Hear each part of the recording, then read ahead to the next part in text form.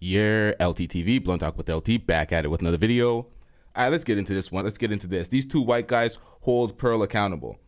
Unlike the people we're going to see on Valuetainment, these guys get to the bottom of it. She's not able to wiggle out of any of the capping because she'd be capping. And she'd be wiggling out of all the questions, deflecting and going to the next, but they hold her accountable. Let's get into it. Yeah. But even by our standards, this has been pretty triggering for a lot of people. However, there's something even more triggering that I do have to ask you about, because in between the time that we booked you to come on the show and you actually coming on the show, you had a guy called Nick Fuentes that you interviewed. Yeah, Nick. Yeah. And then you did an interview with this guy. Like, this is not a guy we would ever have on because he's a racist, Holocaust-denying piece of shit as far as I'm concerned. But you had him on, and then you took that interview down and apologized. So what happened with that whole thing? Oh, I can't talk too much. There's like legal things going on. There's legal things going on? Yeah, there's not with Nick, but just, but. You hear that? Stop the cap. There's legal things going on, not with Nick. That has nothing to do with the question she's trying to deflect. The legal things that are going on are the YouTube copyrights. The YouTube copyright is a legal process.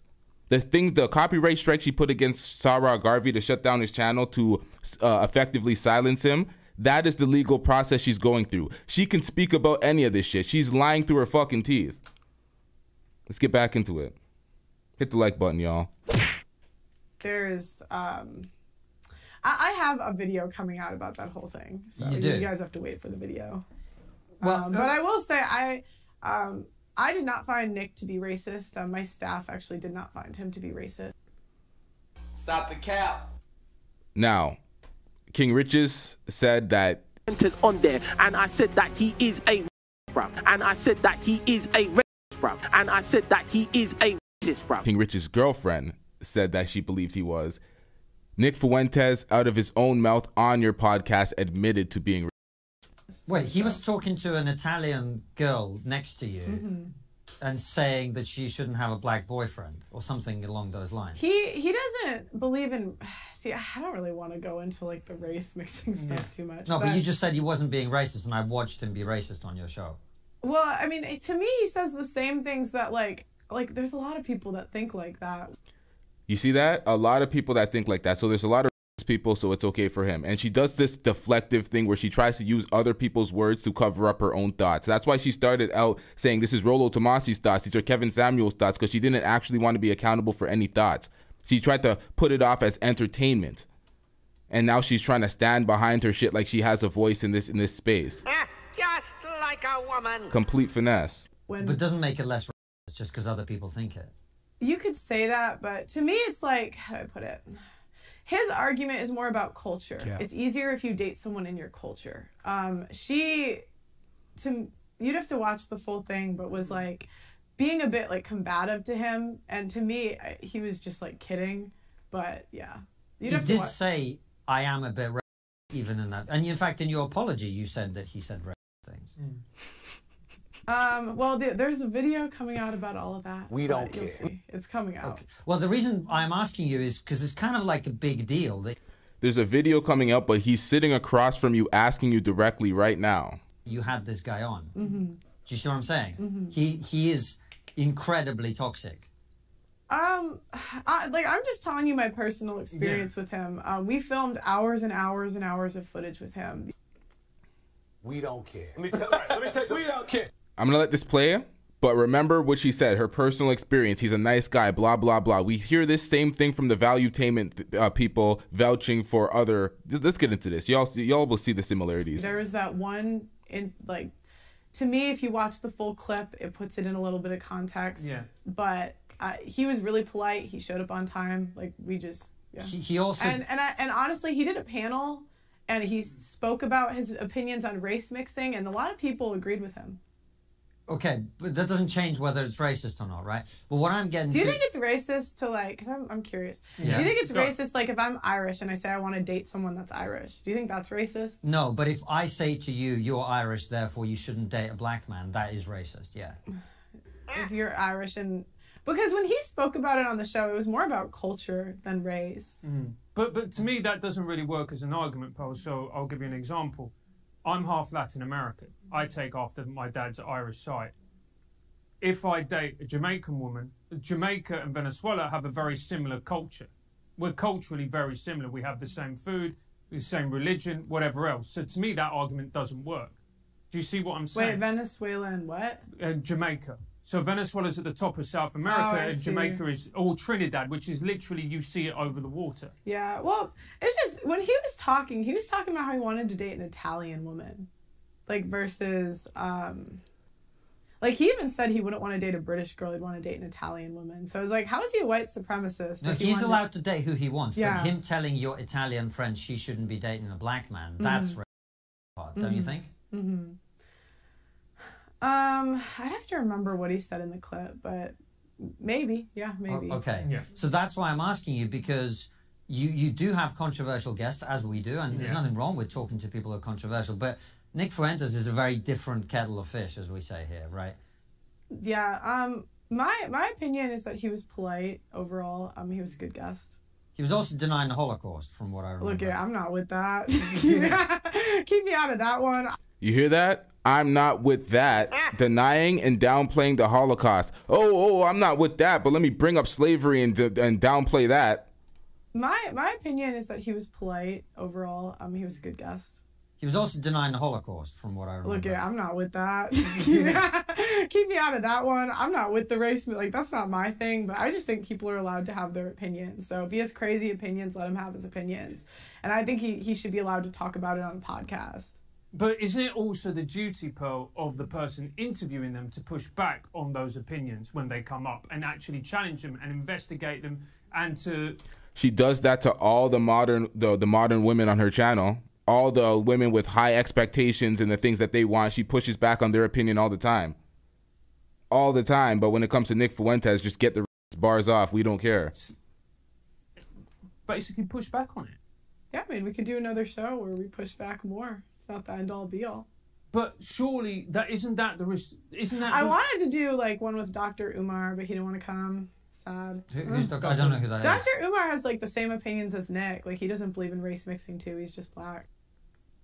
Stop the cap. Now, he doesn't believe in interracial dating from the black, but he does not have the same opinions as Nick Fuentes. And it is completely different from the disposition of the individual. I hate when idiots like this try to make such disingenuous claims. Let's get back into this before we break this down. It's like a common, Yeah, there are some people who believe that, sure. Yeah. But, you know, when you were talking about the Holocaust with him, he was saying it's like slavery, it got embellished, and you were sort of going, I can see your point. And that's what I found a bit confusing, because then in your apology you said, well, I wasn't really educated on these things. but it sounds like you're kind of taking that back now. There's a statement coming out on everything, so you guys just have to wait for it. We don't care. Yeah. From our perspective, we're kind of saying to you what we thought you might have said to him, which is, if a guest says or does something controversial, you kind of want to ask and find out why they've done that. And we have to make... by the way, if this is coming across as confrontational, that's not the intention at all, because whenever I see a guest not be challenged enough on someone's show, I often think, there, but by the grace of God go I, because we've had people on the show who've said controversial things, and I've sort of missed the moment. And I kind of didn't challenge them enough, and I felt bad about it afterwards. Yeah. I don't know if you remember, because you're not a political person, you might not. There was a guy called Darren Grimes, who had a guy called Dr. David Starkey on, and he said something about how, of course, slavery wasn't genocide, otherwise there wouldn't be so many damn blacks in the West. Right? And that got picked up by all the media, and they all had a go at him. And I just saw a fairly young, inexperienced interviewer in Darren failed to challenge someone who he looked up to and respected on what was just a bad phrasing more than anything, right? So I totally understand why you may have missed something or not have jumped in on something that you maybe felt that you should have jumped in on, but the reason that Francis and I would never have Nick Fuentes on is precisely because he says all that shit all the time. So if you were to actually challenge him on some of his abhorrent views, you'd spend the entire 3 hours doing that. Did you watch the full video? I watched some of it, not the full video, yeah. Okay. I did challenge him. Stop the cap. Okay, well, tell us about that. Tell us. I mean, we had a whole panel on race mixing. Yeah. And, like, we had... Like, that was why he came out. Like... You deleted and hid the footage. So when she always tries to expand and act like, oh, if you watch the whole context of it, you would see that it's not that bad, but you deleted it. As soon as there was outrage, you deleted it, did a half-ass, fake-ass apology. Let's get back into it. The political stuff was just because he was there. Like, so I did a one-on-one as like the reason I brought him on was I saw him on No Jumper, like talking about race mixing. And I've heard that point of view, but it's usually like not, people look different that have that point of view usually. So like I've heard it, but I've just never heard it like that, I guess. So we just brought him on a panel just like about race mixing, and they did a whole panel on it. But then he was denying the Holocaust. You know, that was crazy. Yeah, that was... But that's what he does. That's why I'm asking you. Well, but we brought him on to talk about race mixing. That's what we brought him on, because it's a relationship show, and then we just interviewed him because he was there. But there will be people, Pearl, who will say, well, if you're going to bring that person on, and look, again, this isn't to, you know, misrepresent or do any of those types of things. The reason we have this show is so we can talk and have honest conversations, because part of this is for me to clarify my thinking about different issues. That's why we do the show. But part of it is also when you bring someone on, you can't also ignore that element of it. Do you see what I mean? I just don't know what you mean by ignore. No, because if you're not addressing the fact that he's a Holocaust denier, then you're ignoring that. Do you see what I mean? I mean, I don't agree that the Holocaust didn't happen. Yeah, no, that's reassuring. Yeah, I mean, I was just listening to him. Yeah. And I think you're allowed to listen to people that you might not agree with. And I think as women, we're more agreeable than... Stop the cap. Once again, you weren't just listening, you added on. He was talking about the Holocaust, and then you went into slavery, and then downplayed slavery. You weren't just listening, you added. People weren't mad at what Nick Fuentes said. We expected this from Nick Fuentes. They were mad at what you said. And then all the behavior following. All the refusing to be remorseful or show any contrition, that fake ass apology. Now you're trying to stand up and buff up your chest and trying to defeat the internet, and the internet's undefeated. Only an idiot will try to defeat the internet. Everybody knows that you'll get packed up by comments. So it's like, what is she doing at this point? She needs to win. She's the ultimate modern woman. She's everything that she speaks against. And for the fact that nobody could see this and they allowed this type of ascension in this space, it's pathetic. That's why I laughed at the manosphere. And then the black manosphere is going back and forth. Some of them are caping. Some of them are going in on the people caping. Y'all propelled her. All of y'all wanted her on y'all show. Some are still defending her because they see the numbers and the subscribers. But the views aren't adding up to the subscribers. The views look kind of dusty over there on her channel for the subscriber count. And that's not hating at all. Many content creators have pointed that out. And they went over to her channel and done an evaluation. But let's get back into this. Men. So a lot of times you might take it as me agreeing, but no, I didn't. Well, you did say, so it's kind of like slavery, it's been embellished. I was talking about how people use atrocities to control people. And I was quoting Thomas Sowell, who's a black author. Who said, you see that? Quoting. She's always hiding behind the words of somebody else conveniently in a conversation. So you're saying you're taking somebody's words in a specific context and then using it in a conversation and hiding behind them all the time. Unaccountable. Unaccountable. And let's go back to this point right here. Well, you did say, so it's kind of like slavery, it's been embellished. I was talking about how people use atrocities to control people. Use atrocities to control people. Nick Fuentes was downplaying the Holocaust. Using atrocities to control people. How are the Jews doing? People are always complaining about the Jews being so prosperous and they own everything and they're doing X, Y, and Z. So if they oversold that to control people, how is that going? Man, sit your dumb ass down.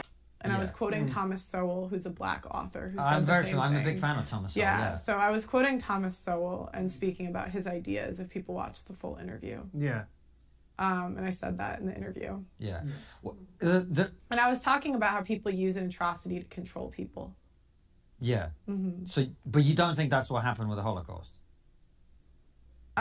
It sounded like it based on what he was saying, but he's a well-known Holocaust denier. Of course, it would sound like that. That's where I was feeling. Sorry, forgive me. Finish. at the time, that's what I was talking about. It sounded like some of Thomas Sowell's ideas. But do I think that the Holocaust didn't happen? No. Then that's crazy. Yeah. Go ahead. So, I guess, what do you think your responsibility is when you bring on controversial guests onto the show? Do you have any responsibility? What do you believe? For the guests? Oh, no, not for the guests. For the content that you put out, Pearl. Yeah, I'm responsible for all the content I put out. You're responsible for all the content that you put out. And do you now look at that and think you shouldn't have done that? You made a mistake, you made an error? I don't regret having someone controversial on. If I had to do it again, I would have maybe had someone on the opposite end of the argument that could push back. But how I probably would have did it if I had to do it again, one full interview with both of them. Let them talk, let them say what they're going to say, and then bring them together. So who would you have on the other end? So you'd have Dr. Umar! but those are two people who share the same the same viewpoint. It's just one happens to be white, one happens to be black. You see how they misrepresented Umar? That's not... that's playing on. Do you see that's kind of identity politics? politics? Yeah, but then we did a whole panel with people that disagreed with him. It's a total fabrication. We did do that. All right. Yeah. Well, what I'm a bit confused about is you did a whole apology, but it sounds like you're stop asking me about this? Like What? It kind of matters. I have a statement coming out about it, so... Yeah. Okay. All right, well, we'll leave it to your statement. Yeah. So, the saga continues with Just Pearly Things.